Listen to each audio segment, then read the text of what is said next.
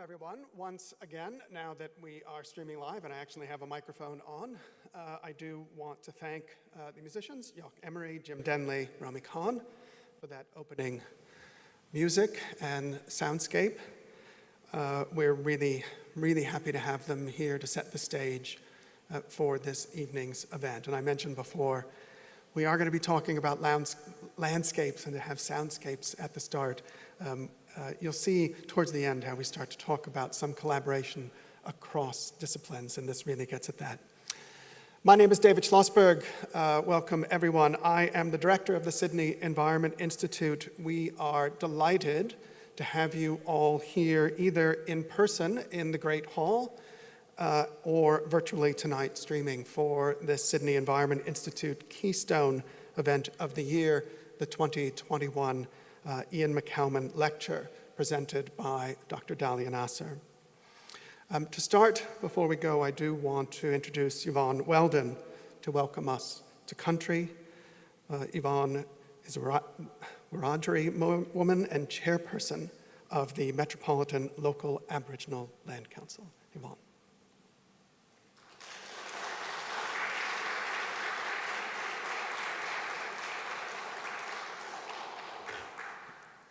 Good evening, ladies, gentlemen, sisters and brothers. It is an absolute honour to be here with you. As was said, my name is Yvonne Weldon. I am a Wiradjuri woman from Cowra here in New South Wales. I'm from the waters of the Clare, also later became known as the Lachlan, and of the Murrumbidgee Rivers. I am the elected chairperson of the Metropolitan Local Aboriginal Land Council, who are the culture authority under the Aboriginal Land Rights Act for the land that we are on. I would like to pay my respects to all elders past and present, to all First Nations, to everyone that is here and everyone that's online, and all the many ancestors' lands that you all travelled from or on here tonight. We are gathered here on the lands of the Eora Nation. Our boundaries are written into the Earth's natural landscapes. The boundaries of the Eora are the Hawkes River in the north, the Nepean in the west, and the Georges River in the south. On behalf of the Metropolitan Local Aboriginal Land Council, the elders and the members, I welcome everyone to the land of the Gadigal. I acknowledge the Gadigal people and the many people's lands that are represented online here tonight, whose spirits and ancestors will always remain with these lands, our Mother Earth. The many buildings across this campus represent so many items from across this great continent and both from the First Nations and for the many nations that have joined us here on this continent. Across this country, there are materials of earth and land and man-made products that represent the peoples and the lands that vary in cultures and in practices, just as it does in various colours, textures and climates. These earth byproducts are extensions of rich and sustained connections, moulded together, ingrained by the first people's blood, spirit and life. From the elements of the continents of the past to become the learnings and the teachings of the future. So continue to learn from our ancient traditions and our ancient practices. This country's First Nations people existed here for over 60,000 years. And we are the oldest living culture of the world. So whether you think about the land, our culture, our history, or the devastating impacts of past and current times, or the resilience of my people, know that the answers to the questions for everyone in this country should always commence with the voice of Aboriginal people first, because we are the first peoples of this country. We can achieve positive change each and every day towards a reconciled future. And in these times of this pandemic, don't let the social distance make us socially absent. We must maintain physical distancing, but not our connections to each other. That needs to be stronger each and every day, even more so in these pandemic times. So let us all draw upon my people's spirits as we continue on our journey. May my people's spirits walk with you and guide you as we strive forward for us all. Again, on behalf of the Metropolitan Local Aboriginal Land Council, welcome to Gadigal land. This always was, always will be Aboriginal land. Thank you and have a wonderful evening.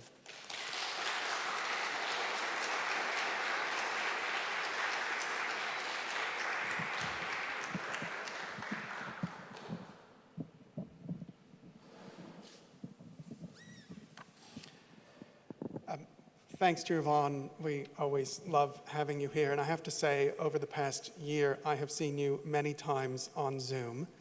And it is just so nice to have your presence here with us. So I really appreciate that. And I also want to recognize the Gadigal people of the Eora Nation, on whose unceded land the University of Sydney is built. There's a lot of work to do on recognition and respect and voice and inclusion of Australian First Nations, which will be especially needed as we try to repair the last 230 years of colonial mismanagement of the environment on this continent. So welcome, everyone, to this third annual Iain McCalman Lecture, sponsored by the Sydney Environment Institute. My task is to briefly introduce SEI, what we're about, give a bit of background about Professor Iain McCalman, who this series is named after, and why this event is so important to us. And then I have the pleasure of introducing tonight's topic and speaker, Dr. Dalia Nassar. The purpose of the Sydney Environment Institute is to harness in some way the University of Sydney's expansive range of environmental expertise and scholarship in order to tackle a range of entrenched problems and then to design and implement strategies for attempting to survive our increasingly unsustainable world. And we try to facilitate and work towards genuine and sustainable social, cultural, and environmental transformations. And the Iain McCalman Lecture is one of our annual highlights, and we use it every year to set the tone for SEI's direction for the year. And this year, one of our major initiatives will be about the crucial nature of artistic work and communication across a range of diverse and emerging mediums, and the impact of those arts on the public discourse of environmental themes. So I encourage everyone, of course, to sign up for our monthly newsletter, look at our website, follow us on Twitter, and stay up to date with our upcoming events. This month alone, we have a major event on the New South Wales Climate Update, co-hosted with ANU. And we are hosting a panel on violence and willful ignorance, featuring prize-winning investigative journalist Jess Hill, that's organized by our Deputy Director, Michelle St. Anne. There's much, much more to follow this year. But the Iain McCalman Lecture celebrates SEI's co-founder and former co-director, Iain McCalman, and his dedication to fostering and pioneering multidisciplinary environmental research. Iain's now an emeritus professor here at Sydney, a former research professor of history, and is now in a new position at an Institute of Social Sciences and Humanities at ACU. Iain's contributions to history, to environmental humanities, to the university, to academia in general have been recognized in many ways, from the Order of Australia to membership in both the Australian Academy of Humanities and the Academy of Social Sciences, and as a fellow of the Royal Historical Society of the UK. But Iain has also always been a leader in building academic communities and collaborations. And we worked together for 8 incredibly productive, collaborative years.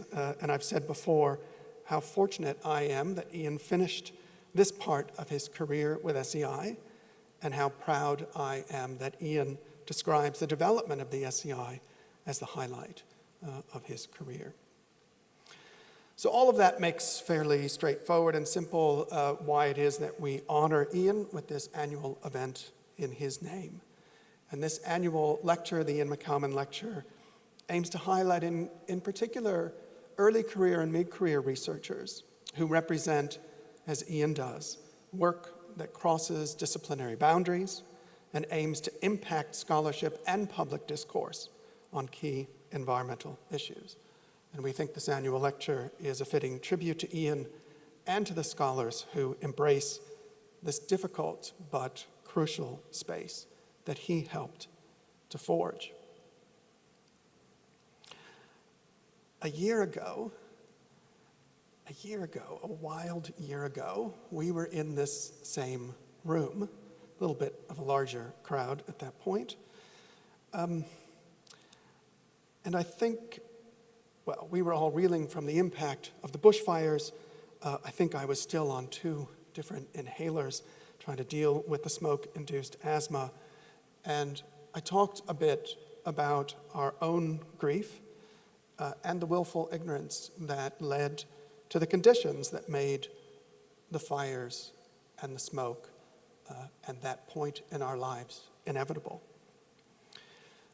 The willful ignorance that I talked about then was mainly about the government's insistence on ignoring both science and community experience. And I guess, thankfully, in some ways, and in contrast to many other countries, maybe by accident, there's actually been a keen listening to science in response to COVID, pushed especially by the states and by health experts. But the COVID crisis exposed another form of willful ignorance in this country, one based on hypocrisy about the Enlightenment itself, and a willful misunderstanding about the relationship between the arts, humanities, and the social realm. Because during this crisis, some sectors of the economy have been assisted and propped up and supported and rescued, including this gaslighting of the nation with a gas-led recovery. But other sectors, including those so crucial to a supposed dedication to Western culture and the Enlightenment, I'm talking about the universities and the arts sector, have been ignored, have been starved, have been actively sabotaged by the federal government. And for that government, the humanities are simultaneously the expression of the great tradition of Western thinkers, and at the same time something to be ridiculed and defunded by the state. Humanities degrees, of course, will be much more expensive for students beginning this year, which means that that celebrated study of the great books and the critical thinking that's so absolutely necessary for the issues of the 21st century are going to be much more expensive. And recently, many of you attended a series of events that SCI Deputy Directors Michelle St. Anne and Danny Salamayor curated with the artist Janet Lawrence, who's here tonight, for the Sydney Festival, a requiem to commemorate the first anniversary of our Black Summer. And some of you may know that the IPA and the Murdoch Press attacked us for our participation in that event. People often accuse environmentalists of being pleasure-killing or pleasure-denying killjoys, and I guess I'm doing that right now, sorry. But apparently the IPA and the Murdoch Press, along with the current federal government, want to do away with all public support for all of the arts, right? That's literally canceling culture. And I mean, honestly, if the goal is to leave us with just the Murdoch Press and Foxtel, who are the killjoys now? This Western civilization that the IPA claims to champion has a long history of using a range of artistic forms, of painting, of sculpture, of poetry, music, performance, right, to express environmental themes. So does every other culture on this planet. And that art, as Dalia will discuss tonight, thoroughly informs and affects the environmental sciences. That's the essence of deep collaboration across these disciplines. So tonight, we'll be exploring a pertinent question often raised when addressing climate change. How can the arts and sciences effectively collaborate in order to address the environmental crisis? What should this collaboration look like? and what should its aims be? And these questions are linked to a long-time interest at the Sydney Environment Institute. On the one hand, is concerned with the disconnect between what we know and what we do, and on the other hand, the need to change what it is that we know about the natural world. The discussion is also linked to one of our growing focus areas, which is the role of the arts in addressing both that disconnect and the content of environmental knowledge. So we are incredibly fortunate to have tonight's speaker, timely speaker, as our third annual Iain McCalman Lecturer. Dr. Dalia Nassar is a senior lecturer in the Department of Philosophy here at the University of Sydney. Her work is at the intersection of the history of philosophy, the history of science, and environmental philosophy and aesthetics. She's currently completing a book manuscript on the emergence of ecological thinking in European philosophy and science in the 18th and 19th centuries, and its continuing relevance for contemporary environmental questions and concerns. Dalia is also the co-editor of 2 forthcoming volumes on women philosophers in the long 19th century. Dr. Nassar has been an integral part of our multi-species justice collective at the SEI over the last 2 years, and we look forward to her ongoing engagement on these questions about the role of the arts. So the program tonight, from this point on, is pretty straightforward. We'll hear from Dalia, and that's it. Given the COVID restrictions, both physical and financial, and they're both real, we can't have the usual nibbles and conversations in this room afterwards. Hopefully we can come back to that next year. Apologies for that. So after the talk, we do invite you all here and virtually to celebrate in your own ways Iain's work, Dalia's work, and the ongoing work of all of our colleagues, affiliates, and researchers at SEI. And along the way and afterward, feel free to comment on social media and get in touch with us.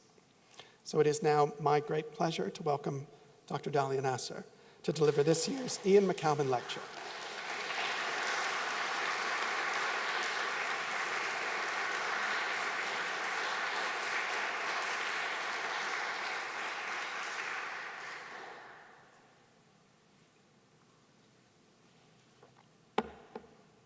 Thank you very much, David, for this warm welcome. I want to begin by acknowledging the Gadigal people of the Eora Nation, on whose unceded lands we are gathered here today, and to pay my respects to their elders, past and present.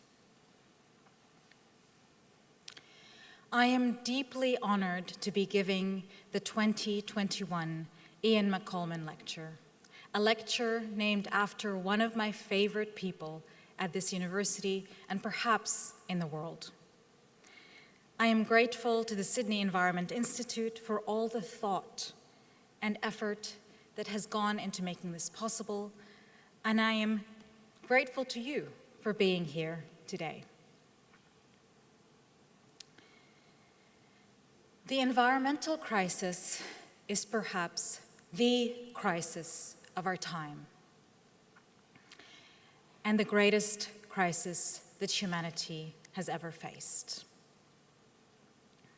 A crisis that we have known about for over 3 decades, and yet, despite widespread knowledge of the mammoth changes, dangers, and innumerable deaths, we do next to nothing. Why? That is the million-dollar question. Answers abound. It has to do with our psychology.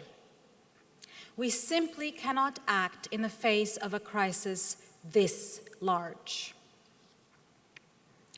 It has to do with the deadly marriage of politics and economics.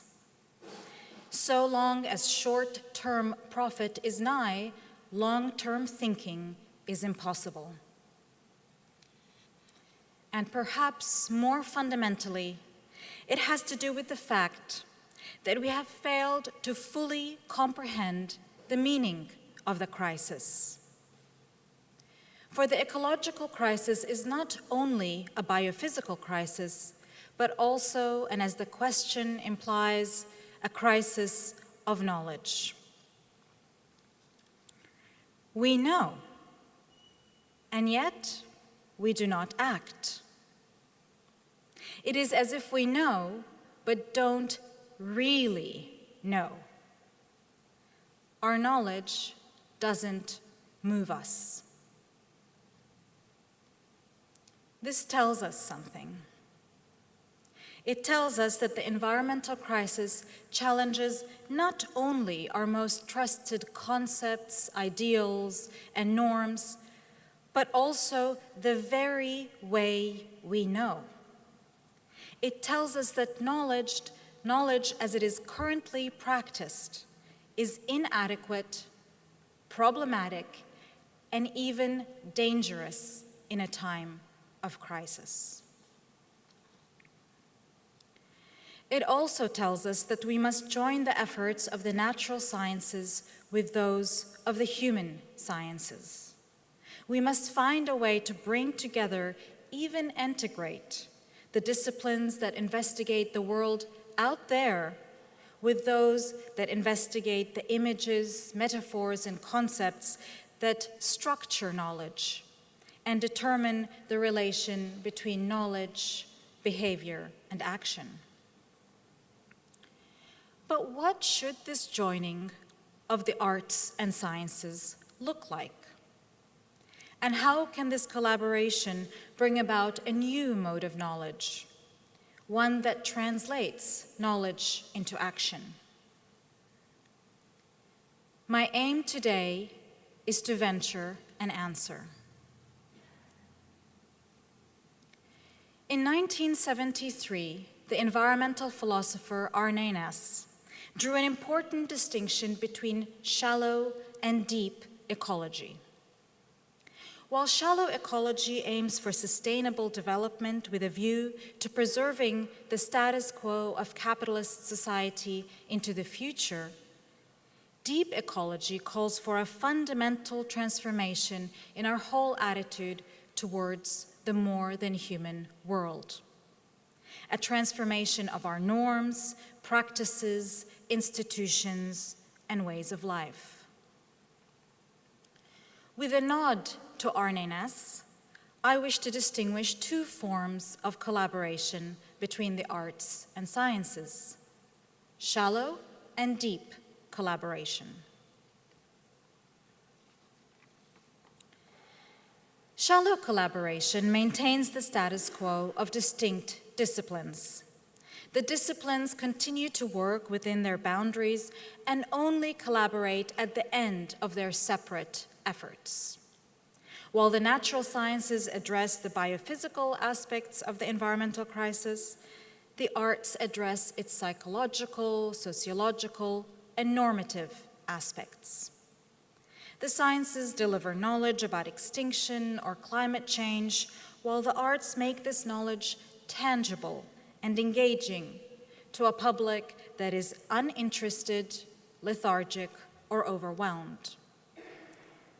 On this model, the arts serve to communicate and publicize the sciences. In contrast, deep collaboration transforms the disciplines from the ground up. Disciplinary boundaries are porous, and collaboration occurs from the beginning. This facilitates new ways of seeing and new ways of thinking. Deep collaboration asks us to do what we do differently in light of what the other brings to the table. It asks us to see the world through another framework and allow it to encroach upon our discipline and stimulate us to ask new questions. This form of collaboration involves deep transformation in the ways in which we understand the world and ourselves within it. Perhaps in the present circumstances, there is little support for breaking disciplinary boundaries. But is this an impossible task? And more importantly, is it desirable? To answer these questions, I will draw on a historical example, and I will do this for two reasons.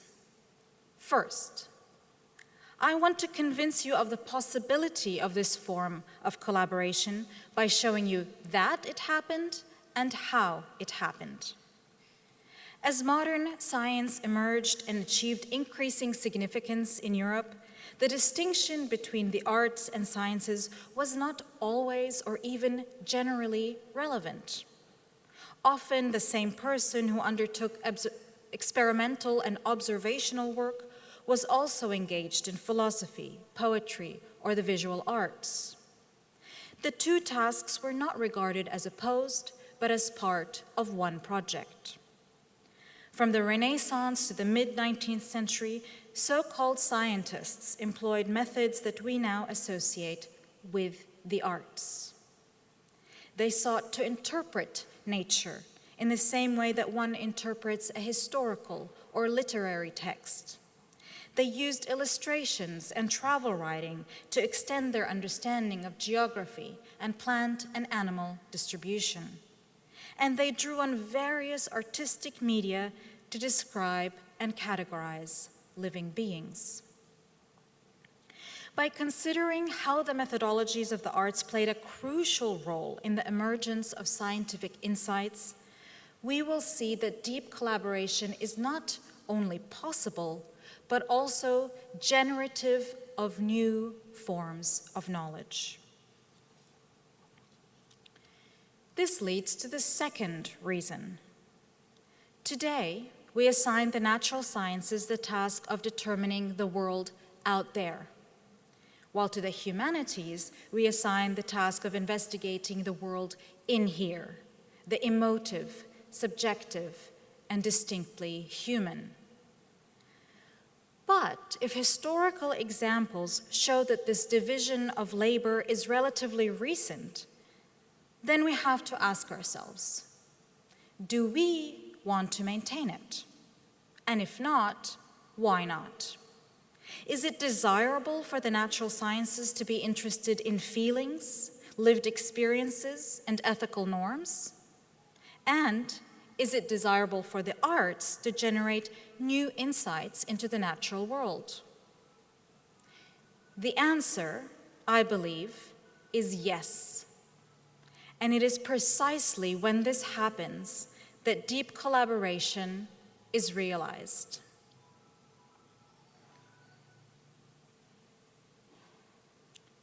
So what is the historical example I have in mind? As you might have guessed from the title of the talk, it is that of the German scientist-explorer Alexander von Humboldt. Humboldt, who lived from 1769 to 1859, was perhaps the most famous scientist of the 19th century. On the 14th of September 1869, the centenary of his birth, Humboldt was celebrated across the world, from Alexandria to Adelaide and Melbourne, from Moscow and Paris to Buenos Aires, Mexico City, and Chicago. In Berlin, his hometown, 80,000 people gathered despite torrential rains. While in New York City, entire houses disappeared behind large posters of Humboldt's face, and City Hall was veiled in banners. Cities, universities, and various natural phenomena, including the Humboldt Current, have been named after him, though not Humboldt University in Berlin, which was named after his brother, Wilhelm, the comparative linguist. In 1799, after failed attempts to travel to the French colonies, Humboldt was given permission by the Spanish crown to undertake scientific exploration in South America. On June 5th of that year, along with his scientific companion, Aimé Bonpland, Humboldt set sail from Coruña, Spain, arriving some 6 weeks later in present-day Venezuela. It was during the 5 years he spent in the Americas that Humboldt undertook his most influential research. Charles Darwin, following in Humboldt's footsteps, noted in his diary that it was Humboldt's book, Personal Narrative, that he read over and over again while voyaging on the Beagle. Often described as the father of American environmentalism and the founder of modern ecology, Humboldt is perhaps the first European thinker to develop a comprehensive vision of nature as a dynamic, organized, and developing unity. Some 20 years before Ernst Haeckel coined the term ecology, Humboldt had articulated the idea of nature as a dynamic household, oikos, in which living beings and their surroundings develop in relation to one another. As he puts it in one of the first statements of his 5-volume work, Cosmos, nature is a unity in multiplicity, the connection of the many in form and mixture, of natural objects and natural forces as one living whole. It is this idea of nature as a dynamic household that underpins Humboldt's first ecological observations, which he made in South America. In March 1800, Humboldt arrived at the once lush area of Lake Valencia, or Lake Tacarigua. In contrast to his expectations, he encountered a region suffering from drought. Through conversations with indigenous locals, Creole farmers, and his own investigations, Humboldt came to a surprising conclusion. The felling of trees and the replacement of forests by farms had fundamentally transformed the climate and the soil. What was once a verdant area with regular rain had become a desert. This is how he puts it. When forests are destroyed, as they are everywhere in America by the European colonists, the springs dry up or become less abundant. The beds of the rivers, remaining dry during a part of the year, become torrents whenever heavy rain falls on the heights. With the disappearance of sward and moss from the sides of the mountains, the waters falling in rain are no longer impeded in their course. And during heavy showers, instead of slowly augmenting the level of the rivers by progressive filtrations, they furrow the sides of the hills, bear down the loosened soil, and form those sudden inundations that devastate the country. Sound familiar? And so it results that the destruction of the forests, the want of permanent springs, and the existence of torrents are 3 phenomena closely connected to one another.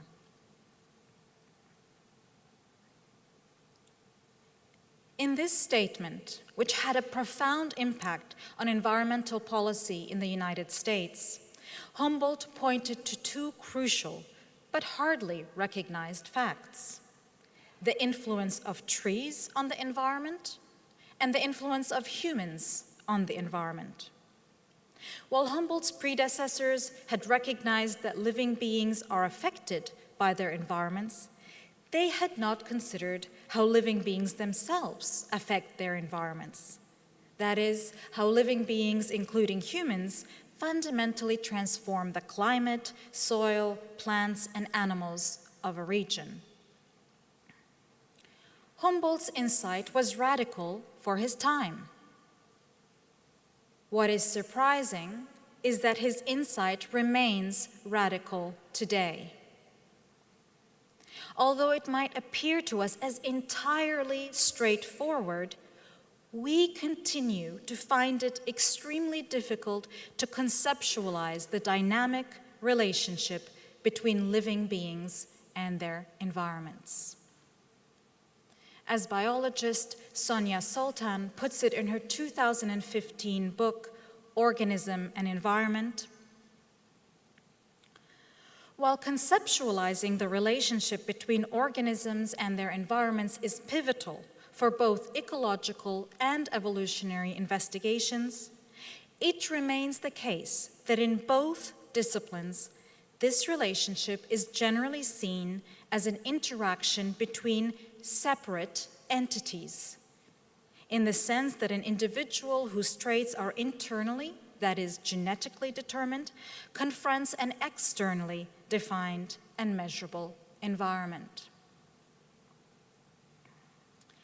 In other words, some 200 years after Humboldt, we remain bound to a notion of the environment that fails to take account of his ecological insight.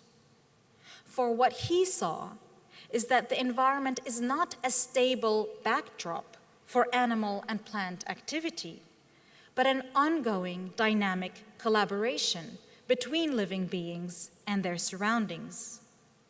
This means that the two, organism and environment, are absolutely interdependent. The one cannot exist without the other. The climate and soil of Lake Valencia cannot exist without the trees, and vice versa. The trees cannot exist without rain and nutrient-rich soil. To conceive of them as originally separate entities that then somehow come together is to misunderstand them and their relation. The difficulty that Sultan articulates was widely discussed by Humboldt's predecessors and contemporaries. The 18th century French naturalist Georges-Louis Leclerc-Buffon put the matter in the following way. Our intellect proceeds linearly or sequentially. We move from one object to the next to the next. This, however, is not how nature proceeds. Rather, Buffon writes, nature does not take a single step except to go in all directions. In marching forward, she extends to the sides and above. The problem then is epistemological, having to do with an incommensurability between the way we know the world and the way the world is. We see objects as separate and grasp relations along a linear causal nexus. One thing moves and causes another to move. In nature, however, objects are interrelated and relations are manifold and multi-directional. Some 20 years after Buffon, Immanuel Kant explicated this difficulty from a slightly different angle. In the Critique of the Power of Judgment, he argues that the reason we fail to understand living beings has to do with the character of our cognitive faculties. The fact that we proceed from one object to the next means that we can only grasp a certain kind of whole, a whole that is made up of separate, pre-existing parts. A clock is one such whole. The bits and pieces that make up a clock are produced separately. When they are put together, we have a clock. Living beings are not wholes of this sort.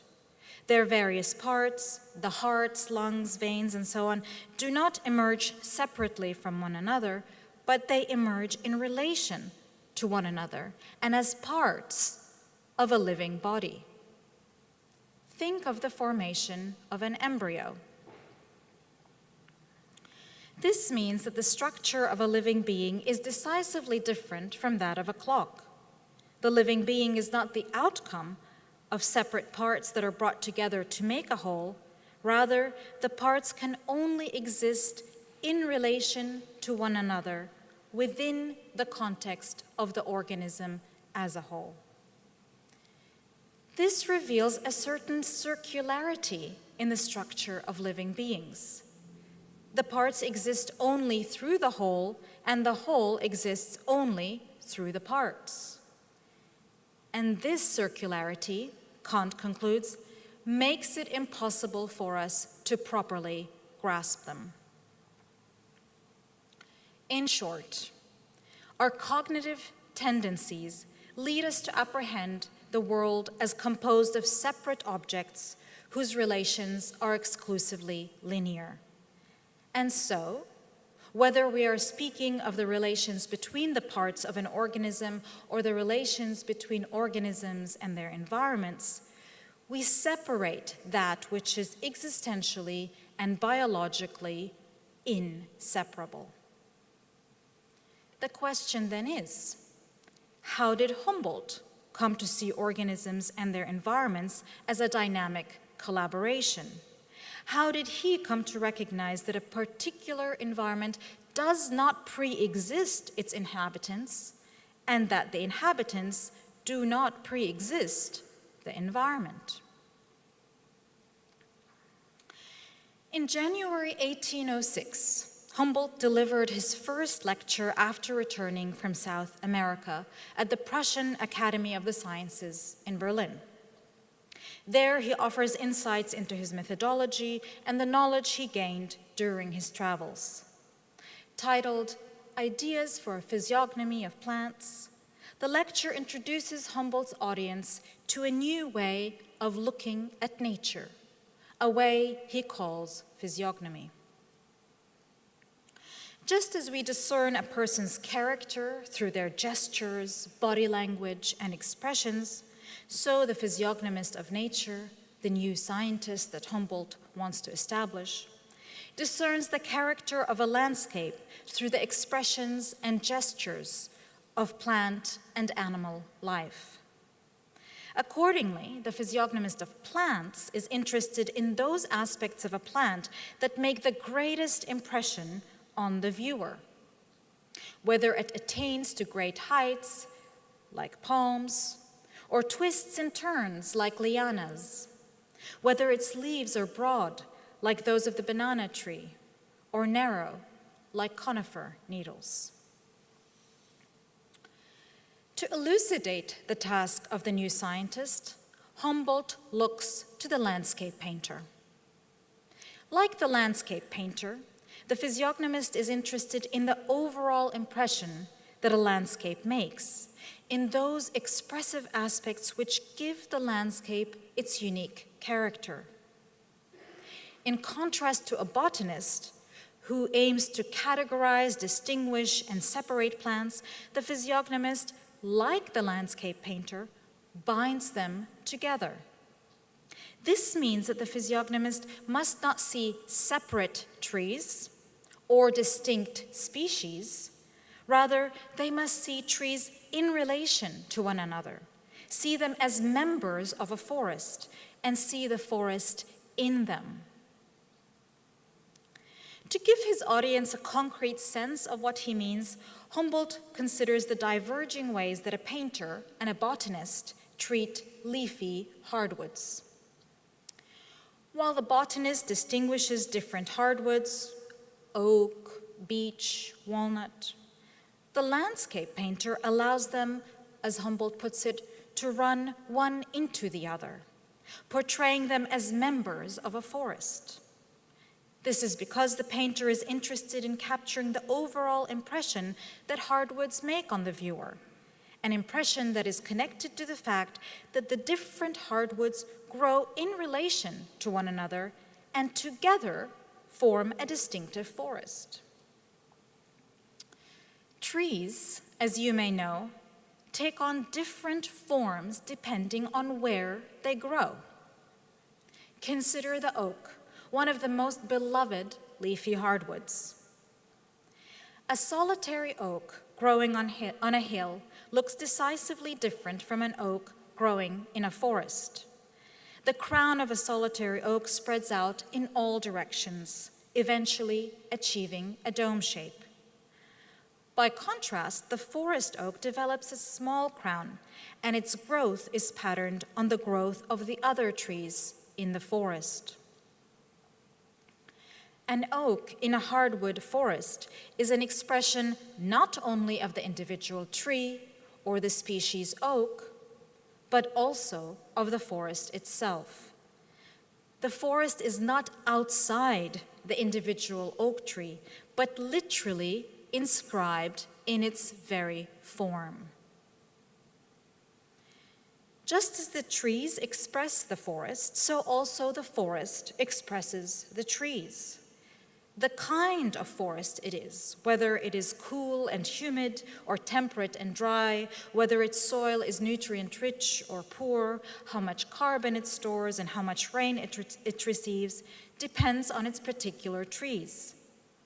The forest environment, in other words, is realized in and maintained through the activities of its trees. The forest is an expression of its trees as much as the trees are an expression of the forest.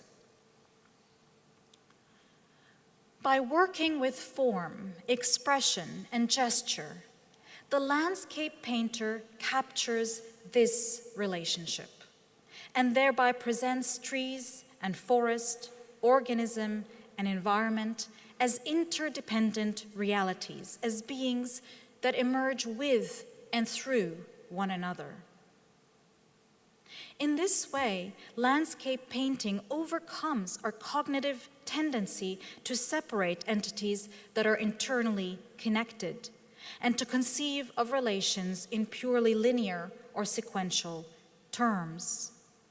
For the painting presents at once, or in one glance, the manifold relations which our usual cognitive procedures can only grasp in sequence. The aesthetic integrity of the painting is not merely an abstract formal quality, but also communicates a sense of the integrity of the environment that is depicted. From the landscape painter, then, the natural scientist learns how to look at nature, not as a composite of separate entities which are only externally related to one another, but as an ongoing and dynamic collaboration between beings that are internally dependent on one another. Depending on the lens through which we look, phenomena and ways of being emerge or hide, and our understanding is enriched or impoverished. Art, as Humboldt illustrates, may be the most powerful of these lenses. By drawing on modes of seeing that he learned from landscape painting, Humboldt sought to realize a deeper understanding of the world and to found a new encompassing discipline, the discipline we now call ecology. At this point, you might be wondering about Humboldt's use of landscape painting as an orientation for the scientist. After all, landscape painting is situated. What is depicted depends on where the painter happens to be and when. Further, much of what is conveyed in a landscape painting is difficult to pin down and articulate in objective terms. The feeling of a place, its character and gestures involve the viewer as much as they involve the view. What is captured in the painting appears to lie somewhere between objectivity and subjectivity, for it refers to both the particular place that is depicted and the impressions and feelings that this place evokes. Impressions and feelings that are of this place, that reveal something about this place, but which nonetheless belong to a human subject. When it came to his own writings, Humboldt explicitly rejected the ideal of objectivity in science, which was becoming standard in the mid-19th century. This is because, he argued, science should offer living depictions of nature, not dead ones.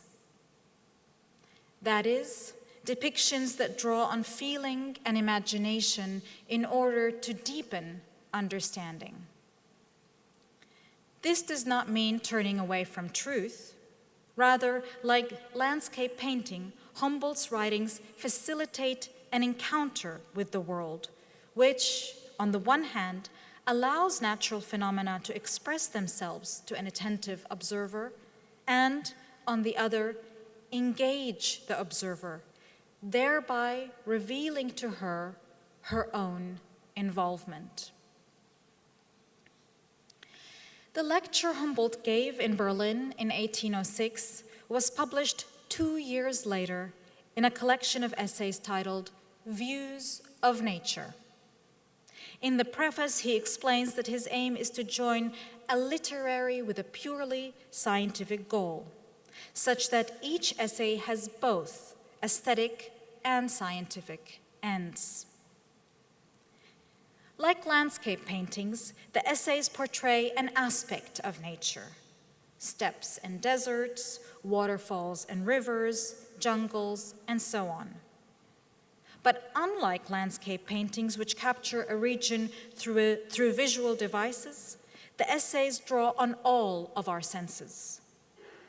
By describing not only the light, shape, and color of the landscape, but also its smells and sounds, its transformations from day to night, seasonal changes, as well as changes wrought by human, animal, and plant activity, the essays allow the reader to encounter nature as a dynamic process and to imagine herself walking, climbing, or riding through it. The first essay in the collection, concerning steppes and deserts, begins by situating the reader, imaginatively placing her in a particular spot, the foot of a high granite mountain, or as Humboldt describes it, a granite spine. Immediately, the reader is invited not only to picture the mountain, but also to stand at its foot. From there, her gaze turns southward and rests on a broad, immeasurable plain, the steppes, or llanos. What the reader sees is not a God's eye view of the landscape, but the steppes as they appear from a particular angle. This angle colors her impression. The steppes seem to climb and dwindle into the horizon. Having walked to the steppes from the lush valleys of Caracas, the reader is also struck by the sudden change in landscape, from the luxuriant fullness of organic life to the barren edge of a sparse and treeless desert, and feels astonished. By invoking all of the reader's senses, her feelings and imagination, as well as her body, Humboldt's essays invite the reader to become the wanderer, to imagine what it is like to watch the clouds thickening over the steppes, portending months of rain, and sense the constriction in the atmosphere. To imagine what it is like to hear the sudden and deafening cries of hundreds of animals in the jungle in the dead of night, or what it is like to stand on the banks of the Orinoco River for hours in torrential rain. In reading these descriptions, we do not only think about a particular aspect of nature, nor do we simply see it from a specific standpoint. We also imagine ourselves in the landscape, experiencing it in an embodied and emotive way. Interwoven with these vivid descriptions are careful observations and detailed measurements of various natural phenomena, as well as comparative, historical, and geographical analyses. The technical details and scientific explanations are not separated from the embodied experiences, but emerge from them. For instance, the feeling of a constricted atmosphere motivates careful observations of cloud formation before an electric storm, while the feeling of shock at the sudden deluge in the steppes leads to insights about animal adaptation, how the cows and horses that had for months survived in arid conditions had suddenly become amphibian-like, struggling with new predators in a new habitat. And when the wanderer journeys from South America to Africa, she is surprised by the vastly different impressions that their respective landscapes inspire. This leads her to reflect on their deep histories and geographies and to offer reasons for why the African desert, the Sahara, is so arid in comparison to the South American one. But these feelings are not mere stimulants which are put to the side once scientific explanation begins. They remain and serve to anchor scientific insights in the reality of lived experience. As responses to the world, openings onto phenomena, the feelings and impressions are not subjective, having only to do with the wanderer's inner life.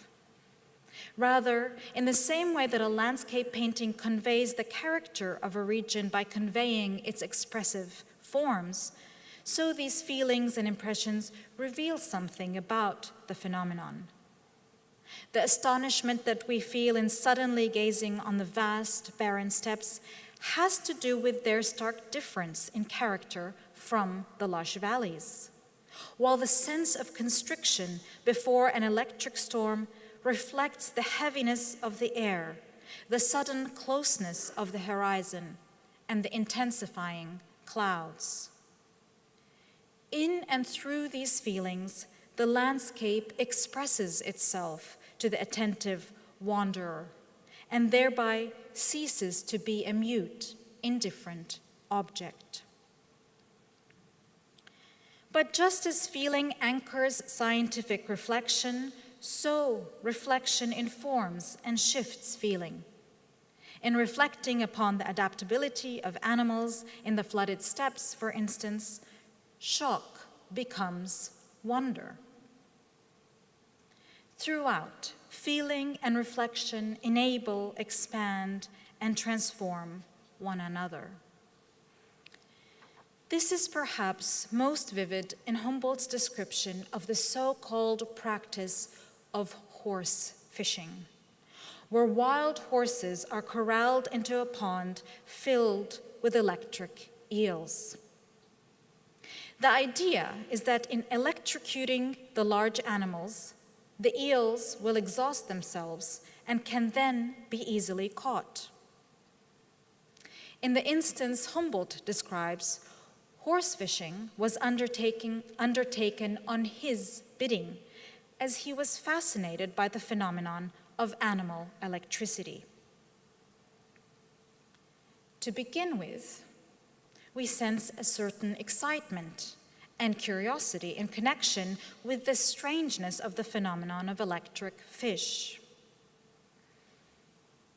However, as we observe the horses' repeated attempts to flee the scene, witness their strained bodies and the panic in their eyes, excitement wanes. And in its place emerge shock and concern.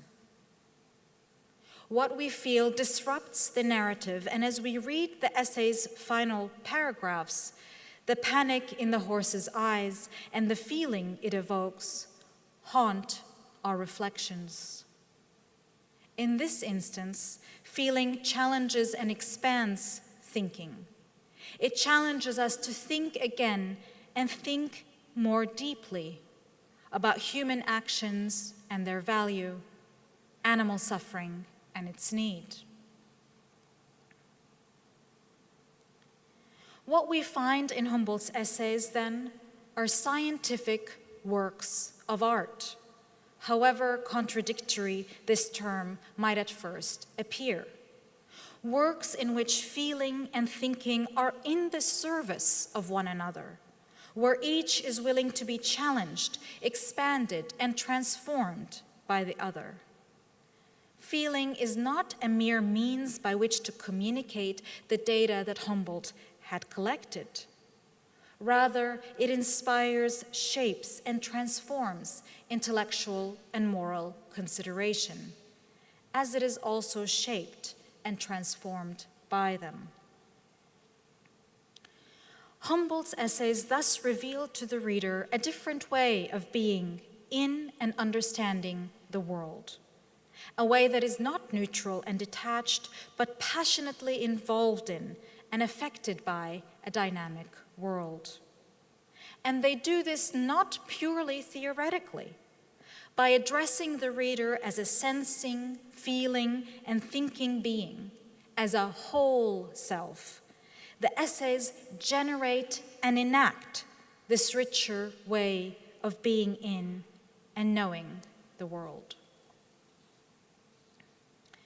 Through reading the essays, we encounter ourselves and the world differently. It becomes evident that our experience of the world is mediated by feeling, and that these feelings are both of the world and of us. We realize that who we are is inextricably connected to the world in which we live, the world that touches us and is touched by us. And so, slowly, our experience shifts. The world no longer appears to be simply or primarily an object to be studied, but a reality of which we are part, a reality that speaks to us and affects us, a reality that is in us as much as we are in it. We begin to understand that we are not outside nature, but inside it. And the mistake emerges when we imagine otherwise.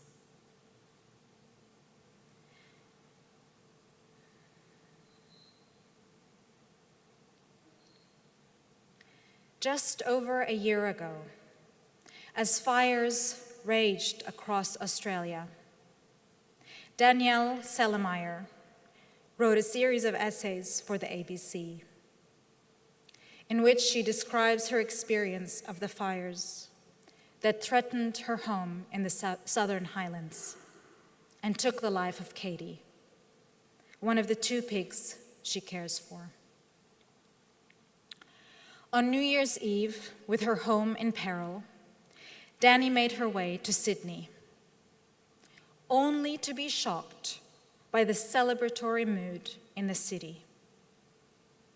In contrast to her neighbors who had been dealing with an existential threat, city dwellers, while aware of the fires, had only, at that point, experienced them only abstractly, as one news item among many. On New Year's Eve, they were only waiting for a party. What Dani witnessed on that day was, as she put it, 2 Australias. An Australia for whom the fire was a real existential threat, and an Australia for whom the catastrophes remained abstract. Information, news items, but not realities.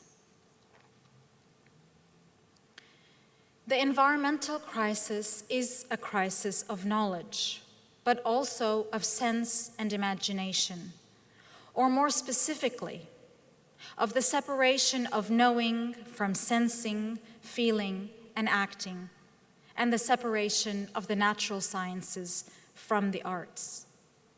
It is a crisis that has to do with a chasm within us, where we know, but don't really know, where the kind of knowledge we cultivate is disconnected from the reality in which we live. Or better, where our very practices of knowing actively disconnect us from this reality. In a time of crisis, what we need is to retether our knowledge to the world, to sense, feeling, and lived experience. Only in this way will we overcome the split that undermines knowledge, making it passive and impotent. What we need is a form of knowing that emerges from and speaks to our whole selves, to our sense, imagination, and understanding. A knowledge that moves us and motivates us because it reveals in a visceral way that what happens out there does have to do with what happens in here. That nature's fate is also our fate. This form of knowledge is what deep collaboration can and should achieve. And this is why it is imperative. Thank you.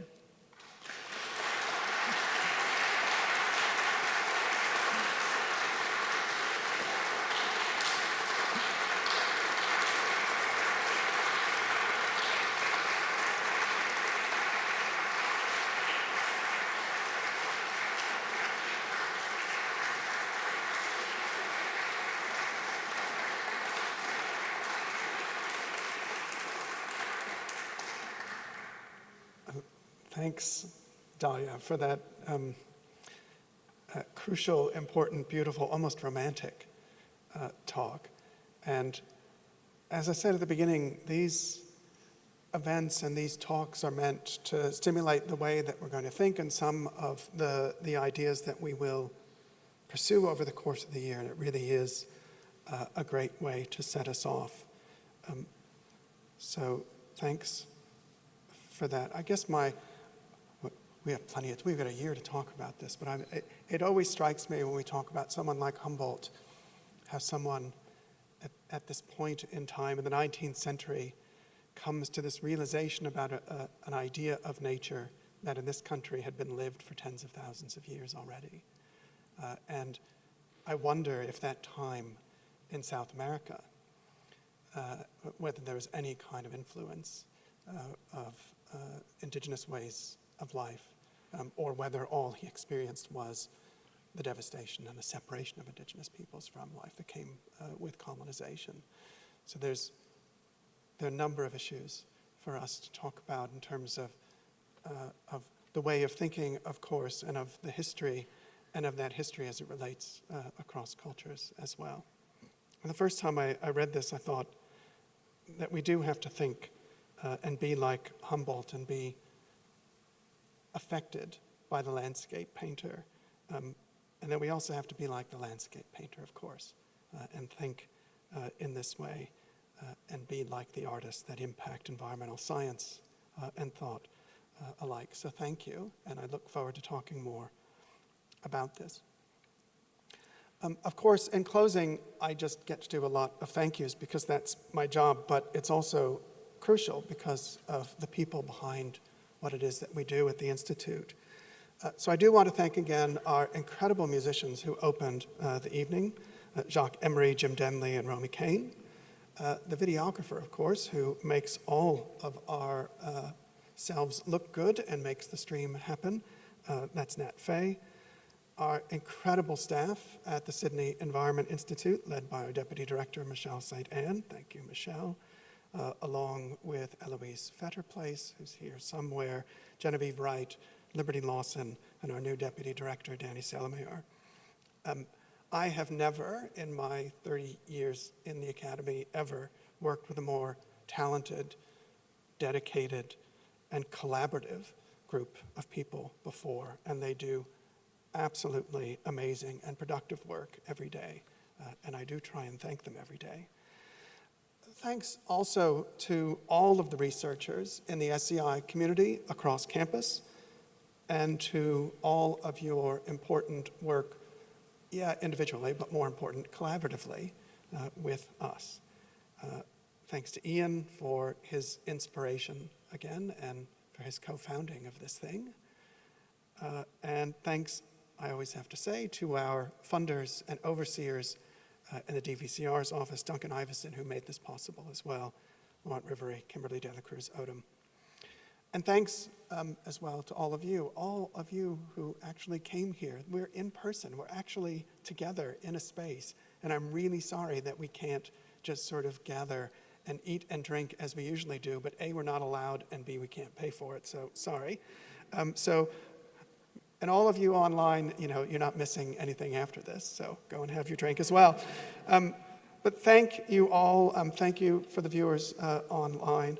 Stay in touch, stay active, stay supportive, stay safe, stay with us. Thanks very much.